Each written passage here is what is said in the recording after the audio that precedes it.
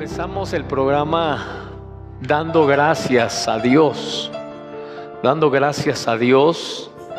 y la conductora decía que ella de niña fue educada a dar gracias siempre. Y yo le decía que las nuevas generaciones ya no tan fácil dan gracias. Las nuevas generaciones, si no tienen una razón por dar gracias, no dan gracias. Y hablábamos de eso, de que a veces hay razones para dar gracias, a veces no. Pero la Biblia dice que debemos dar gracias por todo. Iglesia, ¿sabe por qué? Porque no todas las cosas que suceden en la vida son buenas, pero todas ayudan a bien. Y cuando entiendes eso, entonces se te hace fácil dar gracias hasta por las cosas que no son buenas. Gracias, porque todas ayudan a bien. Amén. Eso dice la Escritura, que ayudan a bien a los que aman a Dios, a los que conforme a su propósito son llamados. Amén. Acompáñeme por favor en su Biblia, en el libro de Gálatas. Estamos rescatando un principio precioso de este pasaje, porque es aquí donde el apóstol Pablo, de manera contundente y radical, nos explica cómo hemos sido liberados de la maldición, del génesis del pecado y de la maldición de la ley del Éxodo. Y lo dice de la siguiente manera, Éxodo capítulo 3, versículo 13. Sígame con su vista y yo le doy lectura en voz alta. Cristo nos redimió de la maldición de la ley, hecho por nosotros maldición, porque está escrito: maldito todo el que es colgado en un madero. Padre, te damos gracias en esta tarde. Gracias, Señor, por lo que vas a seguir hablando a nuestra vida el día de hoy, por lo que quieres ministrar y también, Señor, por lo que quieres hacer nuevo en nosotros. Disponemos nuestro corazón, nuestra mente, para que tu palabra pueda encontrar lugar, Señor, en nuestras vidas. En el nombre de Cristo te damos gracias, Señor. Amén. Amén. Estuvimos hablando sobre lo que está sucediendo en Gálatas, de cómo el Señor está librándonos de maldiciones que eran el resultado de lo que sucede en Génesis, lo que sucede en Éxodo, y que de alguna manera somos parte solo por el hecho de ser seres humanos, mucho más allá de las decisiones que tomemos de si buscamos a Dios o no. Solo por el hecho de ser seres humanos acarreamos maldición, y una vez después que conocemos a Dios podemos seguir viviendo bajo maldición cuando decidimos vivir bajo la ley. Cuando decides vivir bajo la ley, de todas maneras la ley produce siempre maldición. ¿Por qué? Pues porque la ley no se puede cumplir, porque la ley es imposible de cumplirla. Y Cristo, a través de su sangre, dijimos, en la cruz del Calvario, Él proveyó la liberación de toda esa maldición. Y nos quedamos, para no perder más tiempo en esto, nos quedamos en que una de las maldiciones más dañinas en el ser humano ha sido la maldición del miedo. El miedo es una maldición que nos persigue en todos los momentos de nuestra vida y en todas las áreas y en todos los aspectos. No importa si eres niño, no importa si eres joven, si eres viejo, el miedo te va a perseguir todo el tiempo, a menos que entiendas esto, que entiendas que Cristo proveyó a través de su sacrificio en la cruz y de su sangre la liberación de esas maldiciones. Cuando no entiendes esto, pudieras estar en Cristo, pudieras estar en la iglesia, pudieras conocer parte de la Biblia, pero seguir viviendo bajo esa maldición. El miedo, le dije, no importa la edad, no importa la circunstancia y no importa lo religioso que seamos. El miedo constantemente te va a estar persiguiendo.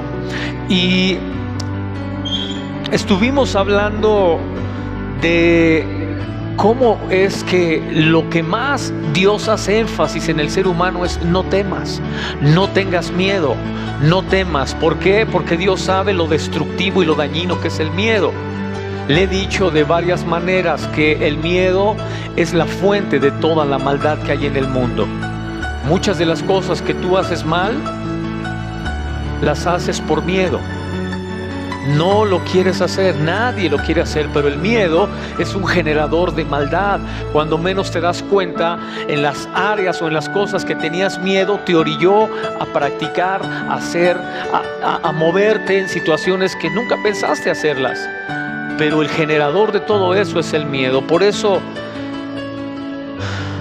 si hay algo que quiere destruir el Señor Jesús, son esas maldiciones. Esas maldiciones terribles. Mencioné Deuteronomio 28, que es el que te habla de las bendiciones y de las maldiciones, y cómo todas esas maldiciones es real, iglesia, nos pueden perseguir todo el tiempo, aún estando dentro de la iglesia. Y son de las cosas a las que más yo quisiera dedicar mi tiempo, mi esfuerzo, mi oración, a erradicarlas de la iglesia. Que la iglesia se mueva sin miedo, que la iglesia actúe y sirva a Dios sin miedo, que la iglesia trabaje sin miedo, que la iglesia disfrute su vida sin miedo, que la iglesia esté en su casa sin miedo, que la iglesia esté en su trabajo sin miedo, que todo lo que haga lo haga sin miedo. ¿Cuántos dicen amén? Esa es una realidad, iglesia, para nosotros. Podemos vivir así. Sin embargo, si no erradicamos esto de nuestra vida, tendrás el miedo en tu casa, lo tendrás en tu cama, lo tendrás al bañarte, al acostarte, al levantarte. Como dice Deuteronomio, te perseguirá en el camino, cuando fueres a trabajar, cuando fueres en el campo. El miedo te va a estar persiguiendo todo el tiempo. Y Dios no quiere que vivas así. Amén. Así que vamos a echar fuera ese terrible miedo, temor que nos ha destruido y nos ha hecho mucho daño, iglesia. Y quiero llevarlo a un pasaje en el que voy a ocuparme. Acompáñeme al Evangelio de Marcos, capítulo 5. Marcos, capítulo 5, versículo 21. Es un pasaje donde hay dos historias. En este capítulo 5 hay dos historias en las que el común denominador es el mismo. Es el mismo, y lo va a ver. Es el miedo, es la fe y es el milagro de Jesús. El miedo, la fe y el milagro de Jesús. Escúchame, iglesia, ¿cuál es el antídoto contra el miedo? Dice la palabra de Dios. ¿Cuál es? El amor. El perfecto amor echa fuera el temor. Pero no, escuche, no el amor que usted tiene hacia Dios, el amor que Él tiene por usted. Se lo voy a repetir otra vez. No es el amor que usted siente por Él, es el amor que Él tiene por usted. Ese es el perfecto amor. Si usted está pensando que es que hasta que yo ame a Dios perfectamente se va a ir el temor, no, señor. El temor se va solo con el perfecto amor, no el tuyo, sino el de Dios. Ese es el amor. Y esa es también, escúcheme, la manera como la fidelidad de Dios actúa sobre nosotros. Cuando comprobamos la obra de Dios en nuestra vida, como hablamos en el caso de Josafat, o como hablamos en el caso hace un momento de el paralítico de Betesda, o del hombre de la mano seca, o de la mujer encorvada, o de la hija de Jairo que vamos a hablar ahora, o de la mujer de flujo de sangre, ¿sabes cuál es lo que predomina ahí?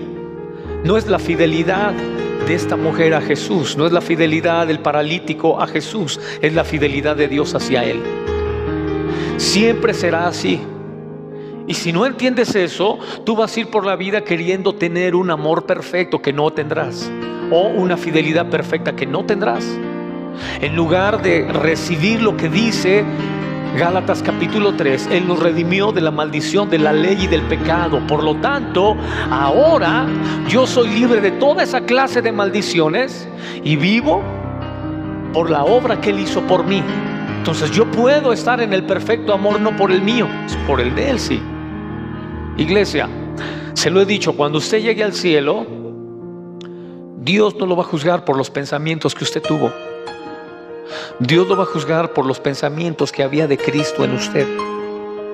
Los pensamientos que hay de Cristo en nosotros son los pensamientos a los que más debemos cultivar y dedicarles tiempo, para que nuestra mente cada vez esté más cautiva por la mente de Cristo que por la nuestra. Así es como el Señor te ve ahorita.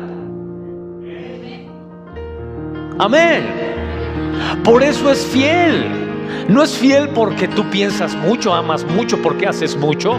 Es fiel porque Él ve a Cristo en ti. Espero que lo vaya entendiendo cada vez más, especialmente los que ya tienen tiempo conmigo. Creo que esto ya lo saben bien o lo entienden mejor. Ahora acompáñame al texto de Marcos capítulo 5 verso 21. Le dije que hay dos historias muy interesantes. Mire lo que dice la escritura.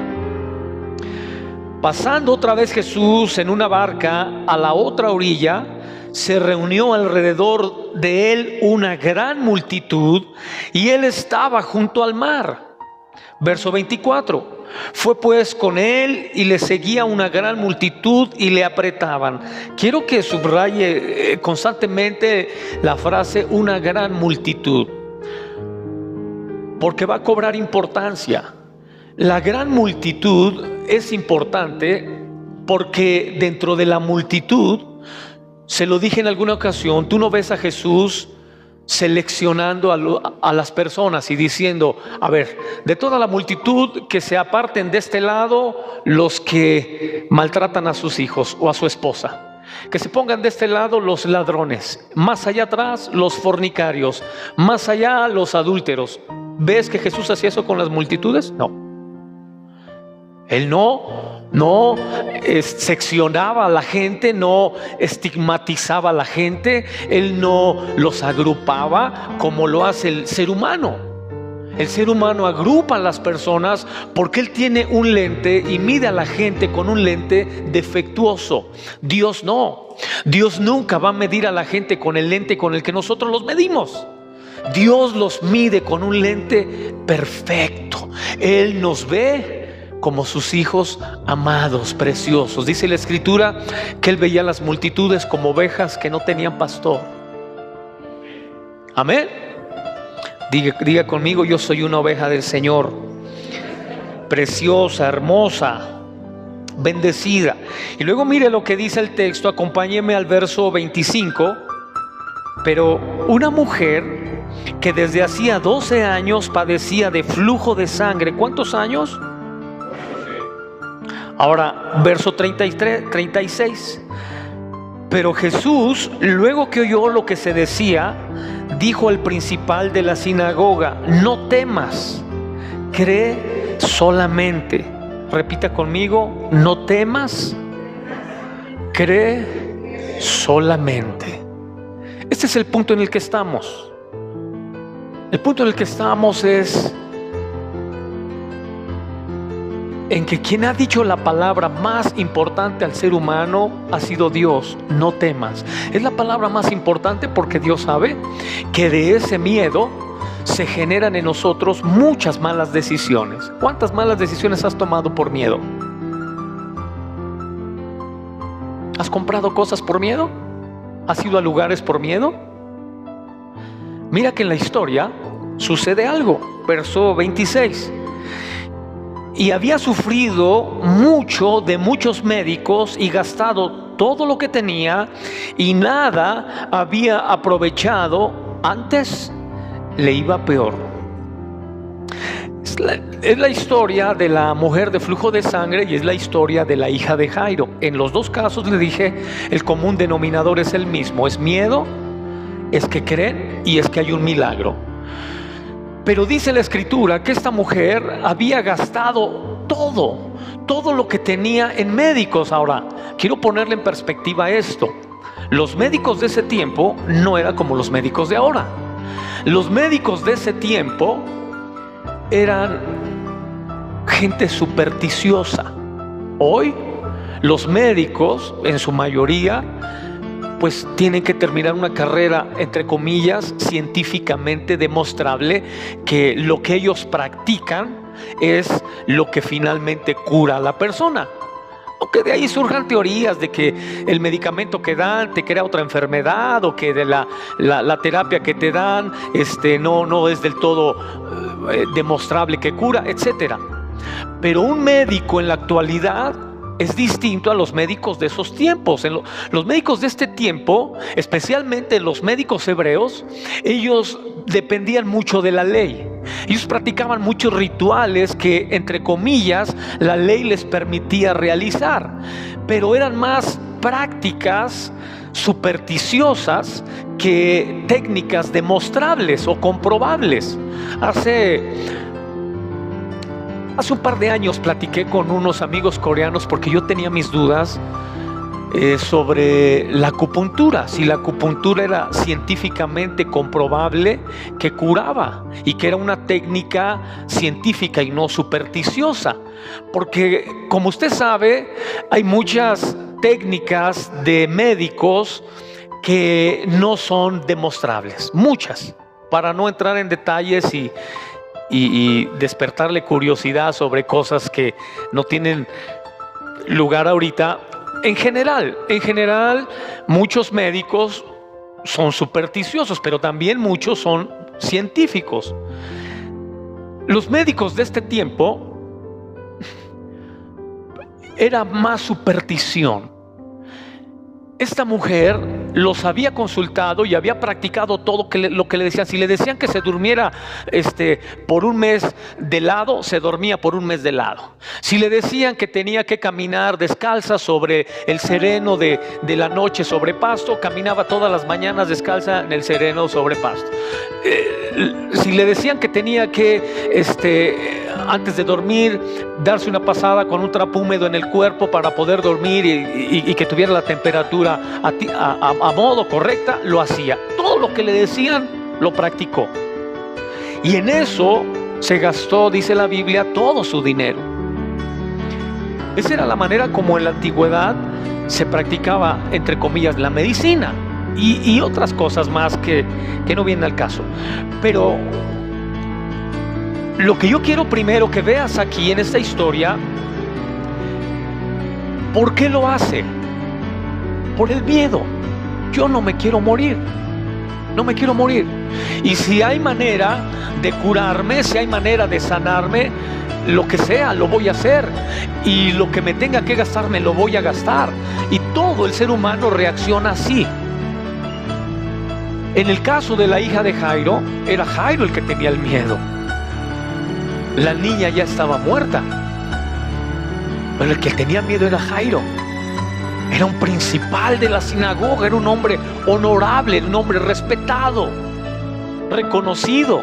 Y como que de repente se le murió su hija.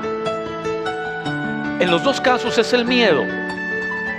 Y le he dicho, el miedo nos orilla a hacer cosas, hermanos, de veras, a veces hasta vergonzosas. Vergonzosas. Seas mujer o seas hombre, seas niño o seas viejo, tengas dinero o no lo tengas. He escuchado las cosas más espantosas que la gente hace por miedo. ¿Alguna vez usted escuchó la famosa orinoterapia? Que las personas se beben sus propios orines. Y tú dices, ¿sucede? ¿Es real? ¿Quién hoy en día puede beberse sus propios orines creyendo que le va a curar algo? Cuando científicamente está demostrado que es desecho del cuerpo. Literalmente es basura, es como irte a un cesto de basura y comerte la basura. ¿Quién hace eso? Bueno, hay mucha gente que practica ese tipo de cosas. ¿Por qué lo hace? Diga conmigo, miedo. Miedo.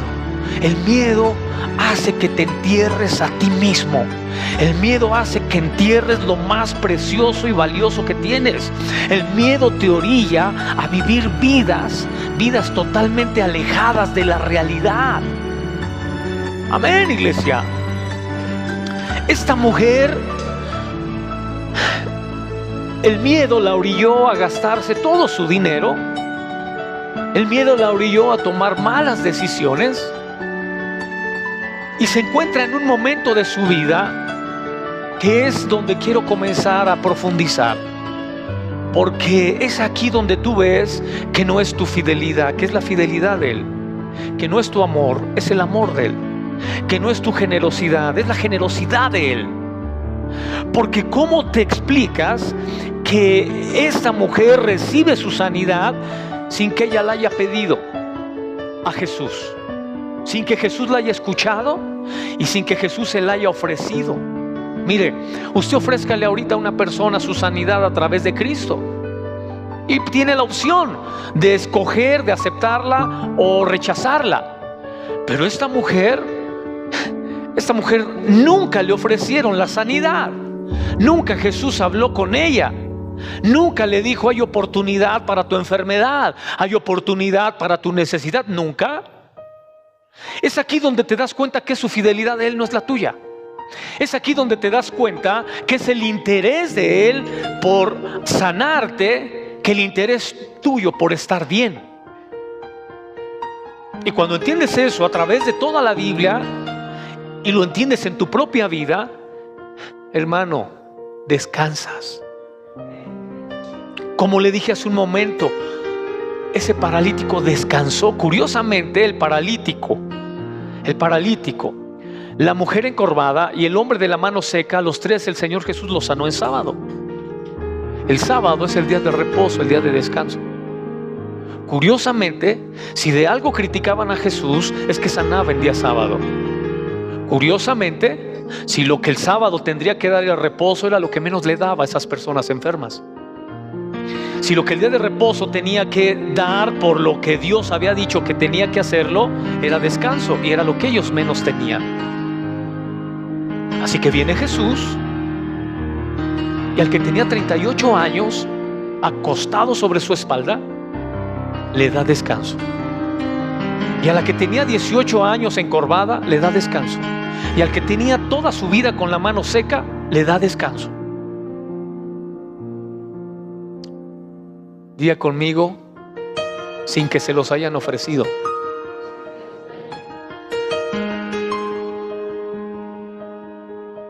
Escúcheme.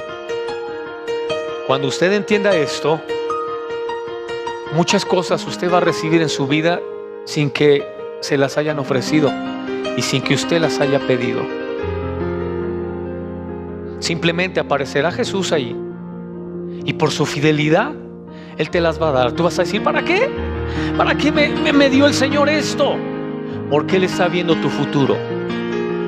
Él estaba viendo el futuro de esta niña, de esta mujer. Él estaba viendo el futuro de esta gente que ellos ni siquiera veían sobre sí mismos, sobre su propia vida.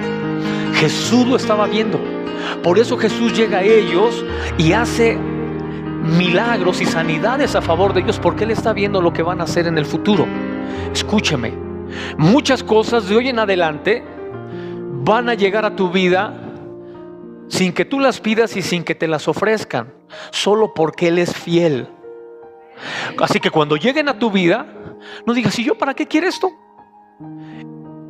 Si yo no lo pedí. ¿Y yo para qué quiero esto?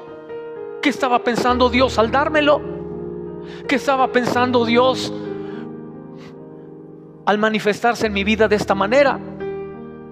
Dios tiene planes perfectos. Escúcheme.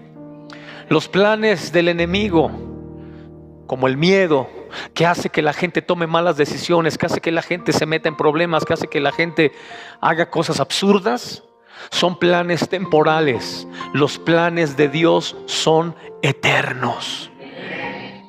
Así que cuando Dios se manifiesta sobre tu vida, Él lo está haciendo en función de los planes eternos que tiene sobre nosotros, no de los temporales como el diablo.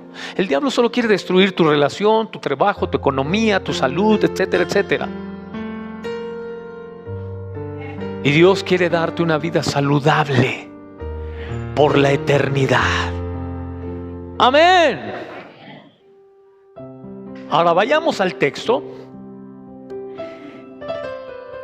Dice la Escritura en el verso 27: Ya había gastado todo esta mujer, y el verso 27 dice: cuando oyó hablar de Jesús, vino por detrás entre la multitud y tocó su manto. ¿Qué es lo que sucedió aquí? Esto se está poniendo interesante. Oyó de Jesús. Diga conmigo: la fe viene por el oír. Oyó de Jesús. Alguien le contó, alguien le hizo saber que Jesús por ahí en algún lugar hizo milagros y que podía hacer algo a favor de ella. Inmediatamente se activó la fe, porque la fe viene por oír. Acuérdese que en ese tiempo no había tantos libros como ahora. Para que usted no sea ingenuo y diga: bueno, es que no he escuchado la palabra. Pues léala.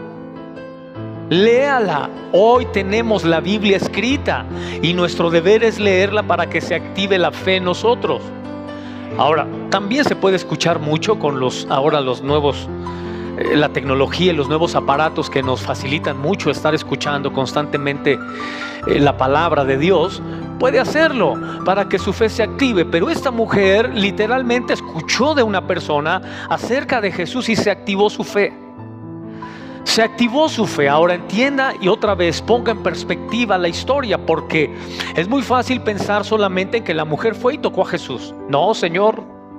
Para que esa mujer pudiera tocar a Jesús, tuvo que pasar por un montón de prejuicios sociales y religiosos, porque esta mujer estaba maldecida, inmunda. Había una maldición sobre ella por el hecho de tener flujo de sangre. Usted puede leer capítulo 15 de Levítico en su casa, léalo después. Lea el capítulo 15 de Levítico y usted va a ver cuál era el comportamiento de una persona que tenía flujo de sangre. Si era un flujo de sangre temporal, o como la escritura ya se refiere a la costumbre de las mujeres, es una expresión pues diferente a la que usamos hoy en día, ¿verdad? Sobre la regla en el caso de la mujer. Pero la Biblia le llama la costumbre de las mujeres. Bueno, ese era un flujo temporal que se quitaría o se acabaría terminando su periodo. No era el caso de esta mujer. El caso de esta mujer era un flujo permanente. Un flujo permanente que dice la escritura que llevaba muchos años, causándole, por supuesto, mucha pérdida, mucho dolor, mucho malestar, pero sobre todo, el mayor dolor es que nadie la podía tocar. Ni ella podía tocar a nadie, porque estaba inmunda, porque estaba bajo maldición y no podía tocar. Diga conmigo: Dios toca a los intocables. Es lo que siempre hizo Jesús. Cuando nadie tocó al leproso, Él lo tocó. Cuando nadie tocó a la de flujo de sangre, Él la tocó. Nosotros no dimensionamos esto. A lo mejor ahorita con el virus de esta pandemia del COVID lo dimensionamos, ¿no?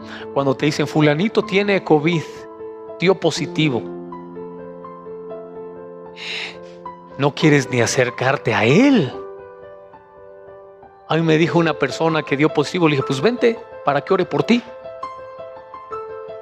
No, pero yo no tengo problema. He orado por gente que tiene COVID y no tengo problema.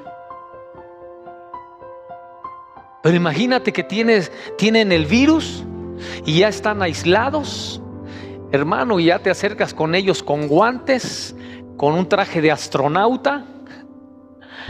Así está la cosa en los hospitales. ¿Eso hizo Jesús? No. ¿Sabes qué hizo Jesús? Tocó al leproso. Escúcheme, iglesia. No le tenga miedo a las personas que le tienen miedo a usted. No le tenga miedo al virus que le tiene miedo a usted. No le tenga miedo a lo que el mundo le tiene miedo. Eso hacía la diferencia en Jesús. Todos le tenían miedo a esta gente. Todos le sacaban la vuelta a esta gente. Jesús no les tenía miedo y los tocaba. Eso hacía la diferencia. Ahora, esta mujer está inmunda, está bajo maldición.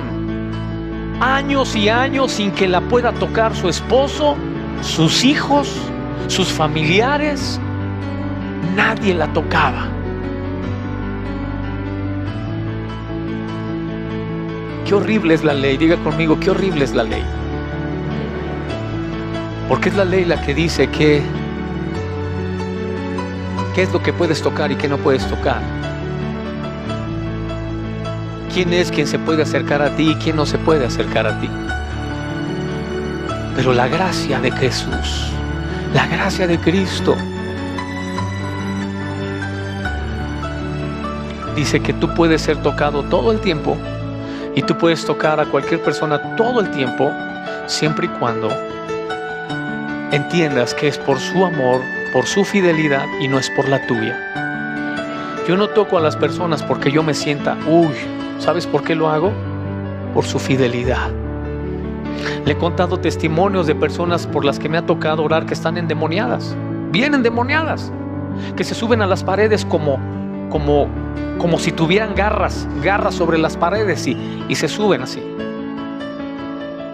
He orado por endemoniados que cargan bancas desde ahí hasta allá, bancas de madera que las cargan así solos ellos, que las cargamos entre 3. Y no crea que es porque yo puedo, no, es porque es la fidelidad de Él. Y les he dicho, suéltelo. A veces lo tienen en 3, 4. Ya, suéltelo, no me hace nada. Es que pastor ya golpeó a no sé quién. Lo ha de haber golpeado porque se presentó en sus fuerzas, en sus recursos. Pero yo me presento en el nombre del Rey de Reyes y Señor de Señores. Se me pone aquí, mira, te voy a matar. Y ya, bueno, ¿para qué le digo cómo se ponen los endemoniados?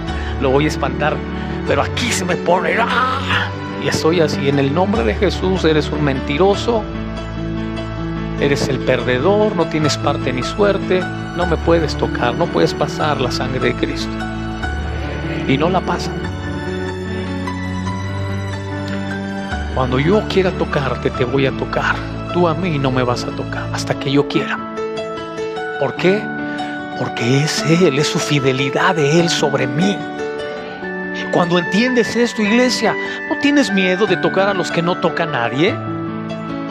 Jesús ahí, en ese escenario, dice la Escritura que era una multitud la que estaba ahí. Esta mujer se acerca a Jesús sabiendo su condición. Algunos se burlan de ella, ¿verdad? Dicen, pudo pasar entre la multitud porque la vieron que era la del flujo y todos le sacaron la vuelta, ¿no? Como cuando hay una persona en una fila y dice, tengo el COVID, ¿qué haces? Pásele hasta adelante, ¿no? Muchos se burlan de ella pensando que eso sucedió con ella y por eso pudo llegar hasta Jesús, porque era una gran multitud. Eso no dice la Biblia. La Biblia dice que esta mujer realmente hizo un gran esfuerzo por tocar a Jesús y se activó la fe en ella. Dice el verso 28, porque decía, si tocare tan solamente su manto, seré salva. El manto del Señor Jesús que usó en ese momento es el que usan los hebreos hasta hoy, es el talit. El talit que es parte de la indumentaria o de la vestimenta de los rabinos y de los sacerdotes hebreos. Usted lo puede ver en Números 15, el talit que era el manto de Jesús en ese momento. Pero ahí tú ves que el poder de Dios está disponible. Diga conmigo, el poder de Dios está disponible. ¿Por qué está el poder de Dios disponible ahí?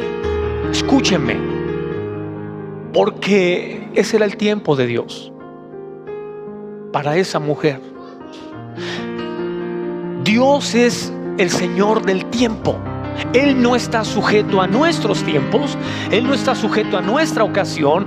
Él es el que controla el tiempo. Él es el Señor del tiempo y ese era el tiempo. Diga conmigo, y hoy es el tiempo. Hoy es tu tiempo. Hoy es tu tiempo. Esa área de tu vida que nadie ha tocado, nadie. Hoy Dios la quiere tocar. Hoy Dios la quiere tocar. porque tienes pena, porque tienes miedo, porque eres inseguro, por las razones que sea, pero esa área de tu vida que nadie puede tocar hoy es el tiempo. Él es el Señor del tiempo. Escúcheme lo que le voy a explicar ahorita. Lo que está sucediendo aquí. ¿Cuántos años tenía esta mujer con flujo de sangre enferma? ¿Cuántos? Por fin, ¿12 o 14? 12. ¿Qué sucedió en segundos?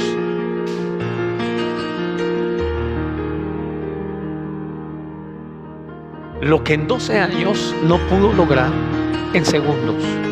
Eso es ser Señor del tiempo. Capítulo 2 del Evangelio de Juan.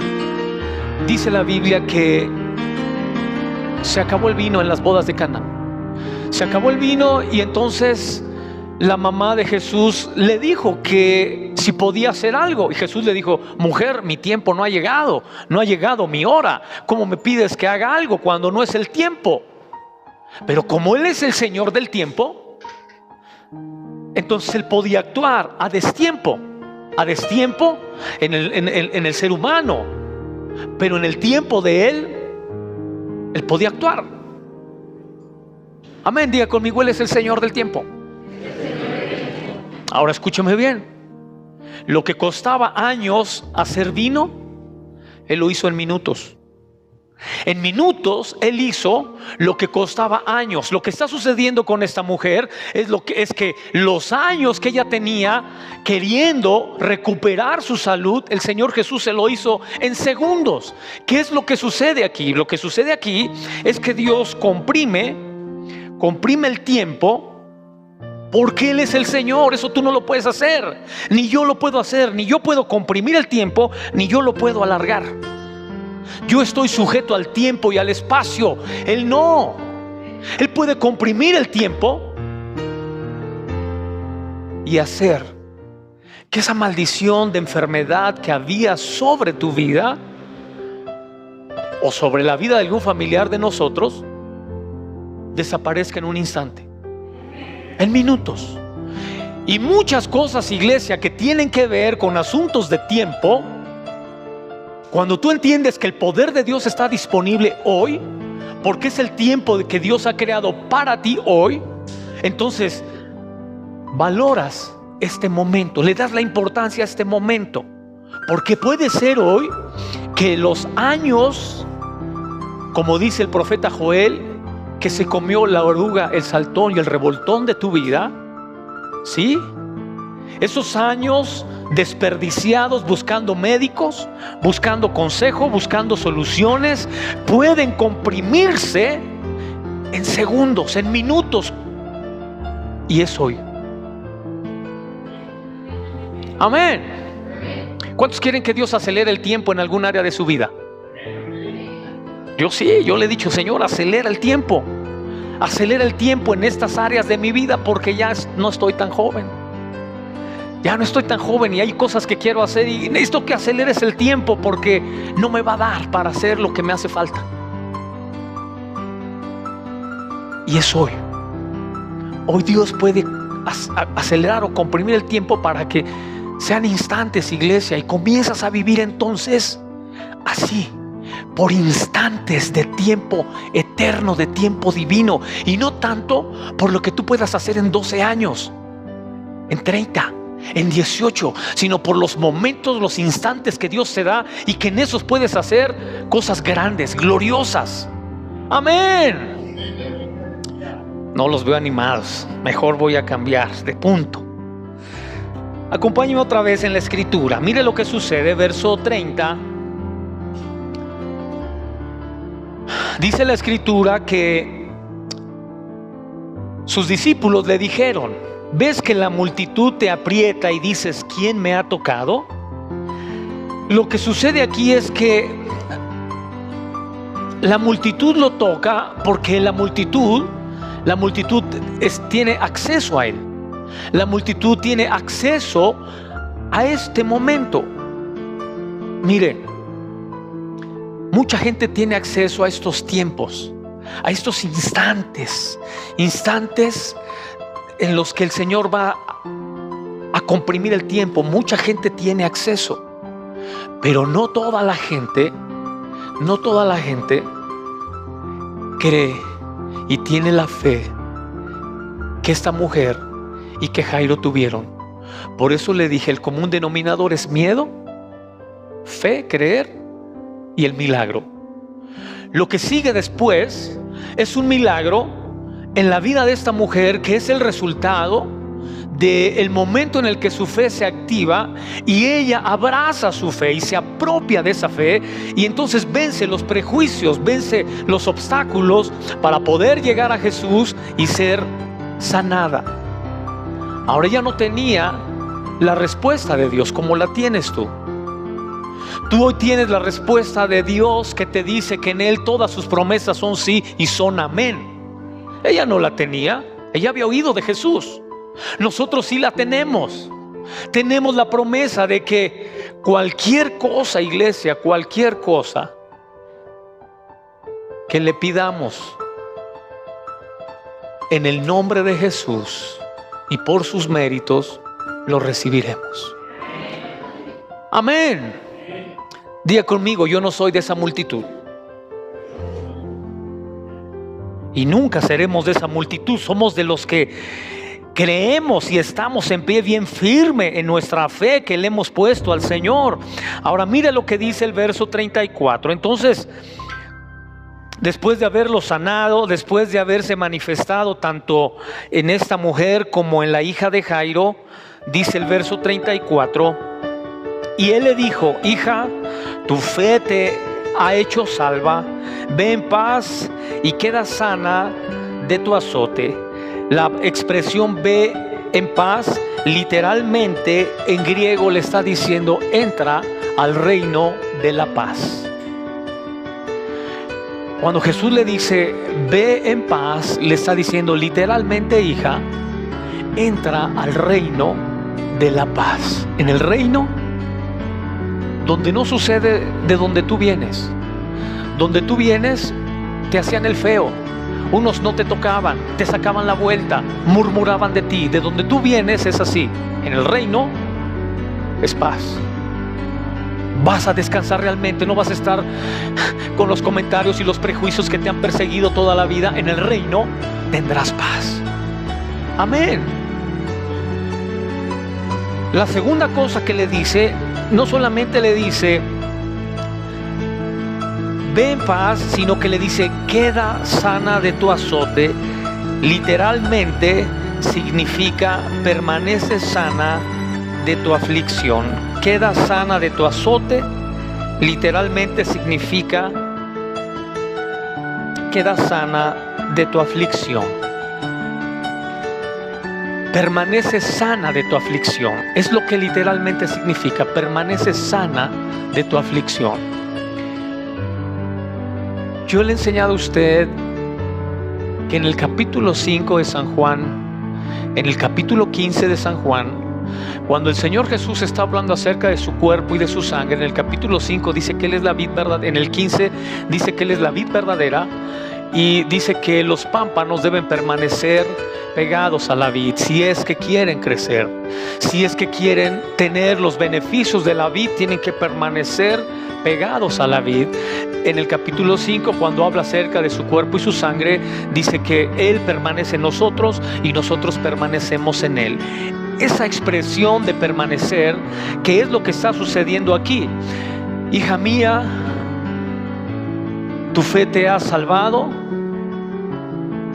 Entra o permanece en tu sanidad, permanece libre de tu aflicción, libre de tu azote, permanece libre de todo lo que tú tenías previo al haberme tocado. Una vez que me has tocado, tú puedes permanecer libre de tu aflicción toda tu vida, si lo quieres hacer así. La palabra permanecer tiene que ver con lo que tú ves en el capítulo 3 de Génesis, cuando dice la Biblia que el hombre dejará a su padre y a su madre y se unirá a su mujer y serán una sola carne. Esa unión y esa sola carne tiene que ver con permanencia. ¿Cómo puedes tú permanecer? Escúcheme. Usted no puede permanecer en nada que usted no sabe. Si a usted le dicen permanece en Cristo y nunca has estudiado nada sobre Jesús, ¿en qué puedes permanecer? Si a ti te dicen permanece en su obra liberadora, sanadora, ¿en qué puedes permanecer si nunca la has tenido? Solo puedes permanecer en lo que has aprendido. En lo que no has aprendido, aunque tú quieras permanecer, no lo vas a poder. ¿Cuántos dicen amén? Y nos pasa mucho con los hijos. A veces queremos que los hijos de grandes sean algo en lo que no permanecieron nunca de niños. Cuando permanecieron en nuestra enseñanza, ten la seguridad que cuando vayas a sus casas van a vivir como tú vivías. Si vivías ordenadamente, vas a llegar a sus casas y va a ser una casa ordenada.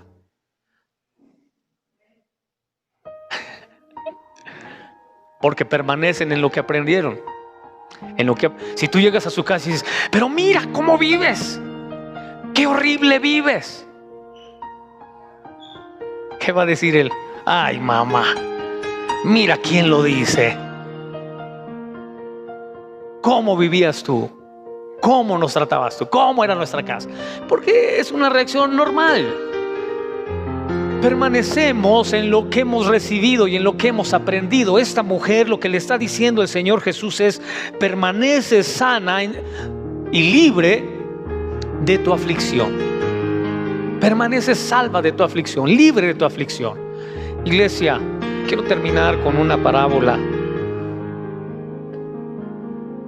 Que estas historias son muy largas.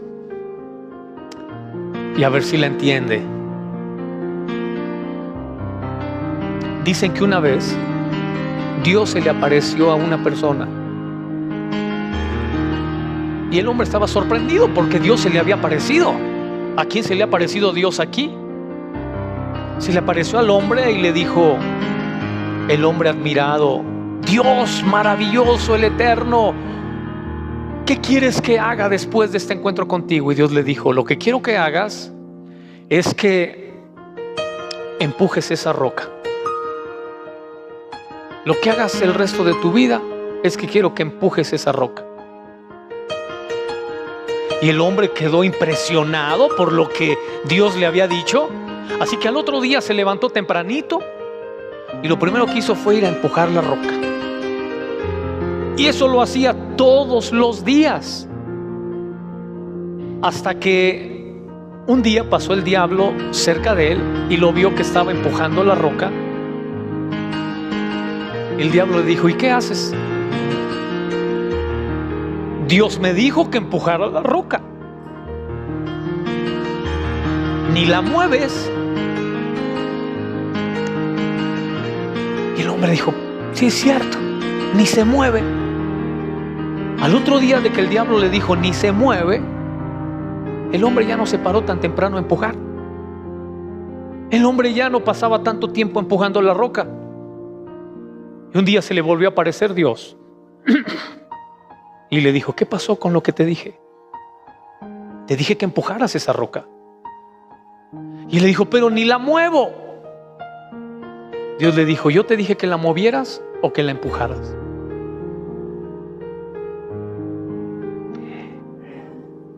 Cuando tú tienes que permanecer en algo, lo grande o pequeño que sea, lo insignificante o lo llamativo que sea, solo permanece en lo que se te ha dicho que permanezcas. Esa mujer tenía que permanecer en su sanidad, tenía que permanecer en su salvación, tenía que permanecer libre de su aflicción. Había encontrado la manera de recibir un milagro. Su deber era permanecer en él. Cuando llegamos a Jesús, descubrimos que nuestra vida en ese instante comienza a tener un panorama muy diferente. ¿Qué es lo que espera Dios de ti ahí? Que permanezcas ahí. Cuando tú pierdes esa visión y dices: no, pero de aquí a que ese panorama se cumpla, de aquí a que esa visión se realice, de aquí a que esa promesa, entonces dejas de empujar. Amén. El que va a cumplir la visión y el sueño y la promesa es Dios, no tú. Y si han pasado 10, 20, 30, 40 años y no se ha cumplido, acuérdate, Él puede comprimir el tiempo y en un segundo, ¡bah!, hacer lo que no se pudo hacer en años. Póngase de pie, vamos a orar. Aleluya.